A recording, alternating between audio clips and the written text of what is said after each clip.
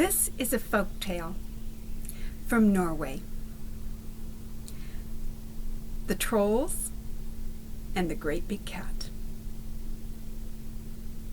Once upon a time, in the snowy mountains of Norway, there was a little village, and in this village there lived a tailor and his family. Oh, they were the kindest of people. Whenever anyone was down on their luck, the tailor and his family would help them out. But talk about luck! Why, the tailor and his family had the worst of it. You see, every year at the holidays, trolls came down out of the mountains and came to the tailor's house. Those trolls were so mean and disagreeable that the tailor and his family had to leave. And every year, the tailor hoped things would be different. He even left a big table filled with sweets and meats and jugs of drinks for the trolls, because he knew that the trolls liked to eat. You see, even if trolls are all different sizes and shapes, some of them are short and grotesquely fat, some of them are tall with tree-like legs, some of them have little curly tails, some have no tail but a big bulbous nose, and some have these little black eyes that roll around in their head like marbles. Yes, all these trolls, no matter how they look, like to eat. And here's another thing about trolls. They never get enough. So every year when these trolls came to the tailor's house, they ate up everything that the tailor had left for them. And when they'd finished all the sweets and meats and drinks on that table, they would start looking for more. And while they were looking, they would tear up the beds, they would pull down the curtains, they would dump over the furniture, they would even take the tailor's fabrics, pins and needles, and throw them around the house. They would just wreck the place. But every year, the tailor hoped it would be different. Now, in this particular year, it was the day before the holidays started, and a storm was coming in. And into the village came an animal trainer and his pet, looking for shelter from the storm. And everyone directed them to the tailor's house. When they knocked at the tailor's door, the tailor answered, and the animal trainer said, "Oh, could you please give us a place to stay out of the storm?"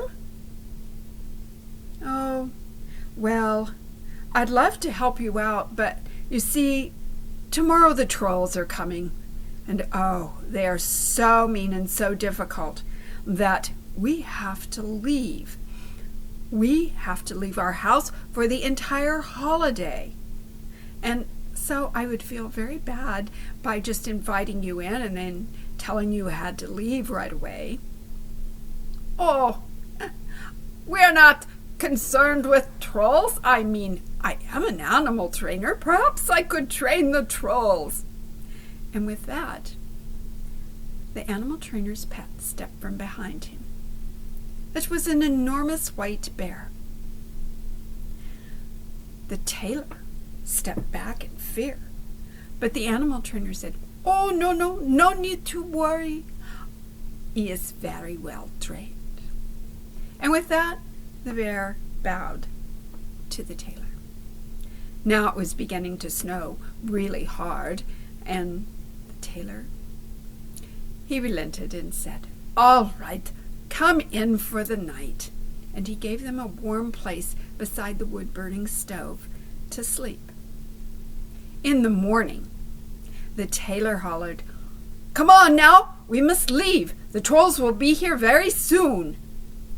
"Oh, do we have to leave? I mean, it is so comfortable here. We are so warm and oh, it's cozy. Please, I am not concerned with the trolls. Let us stay."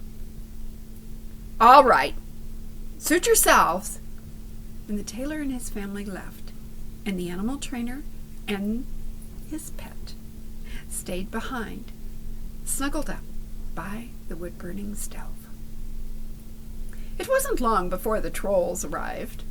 They burst through the door of the tailor's house, and they went straight for that table, loaded up with sweets and meats and jugs of drinks.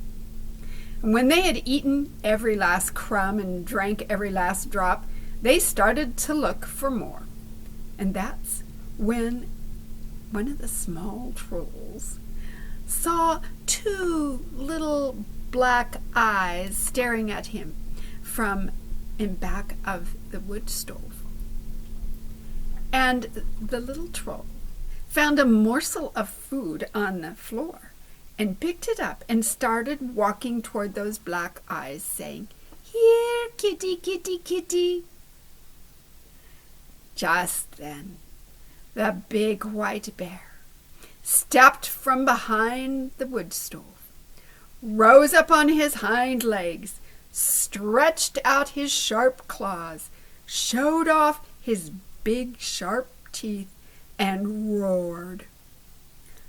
All of the trolls stopped what they were doing, dropped their plates and cups, and gave a shriek.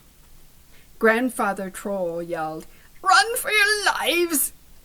And all of the trolls, pushing and shoving and trying to be the first one out the door, ran out of the house. Now, after the holidays, the tailor and his family returned to their house. When they opened the door, they expected to see the usual mess the trolls had made. But instead, they saw a table loaded with sweets and meats and jugs of drink, just like they had left it. In fact, the entire house was just as they had left it. Everything was in its place. Even the animal trainer and his pet were gone. A few weeks later, the tailor was walking through the mountains when he heard a familiar voice from a grove of trees. And the tailor's heart fell, for he recognized the voice of Grandfather Troll, and he'd hoped that he would never hear from Grandfather Troll again. "Tailor, is that you?" "Oh, yes it is." "Tailor, tell me, do you still have that big white kitty cat?" Oh, now the tailor understood what had happened. "Why, yes, indeed I do." "But Tailor, will you still have that kitty cat next holiday?"